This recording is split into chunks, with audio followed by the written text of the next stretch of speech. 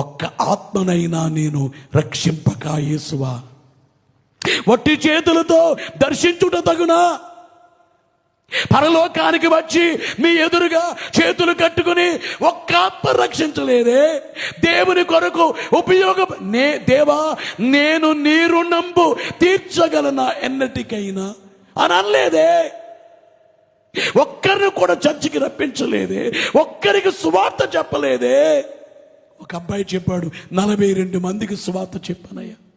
గుత్తికొచ్చి ఒక అబ్బాయి చెప్పాడు, నేను తాగుబోతుని, ఆటో డ్రైవర్ని త్రాగుబోతుని, గుత్తికొచ్చి ఓ ఫ్రెండ్తో వచ్చి మారిపోయాను. ఇప్పటికి నేను ఆటోలో కూర్చున్న వాడికి సువార్త చెబితే ఆటోలో కూర్చున్న వాడికి సువార్త చెబితే అన్న అక్క ఇట్లా గుత్తికి వెళ్ళానక్క, తాగుబోతునక్క, యేసు ప్రభు తెలుసుకున్నానక్క. అన్న నేను తెలుసుకున్నానంటే గుత్తికి వాళ్ళ 30 మంది వచ్చి రక్షించబడ్డారని చెప్పేసి అన్నాడు. అంటే తను రేపు నీవు దేవుడు అంటారు, నీ జీవితం ఏమిటంటే 30 మందిని నువ్వు రక్షించావు. నీవు రక్షించబడని వారి రీతి వేరు, రక్షించింది వేరు. నీవెంతమందికి సువార్త చెప్పావు? నీవెన్ని కన్నీళ్లు కార్చి ప్రపంచము కొరకు, మన దేశము కొరకు ఏడ్చి ప్రార్థన చేశావు?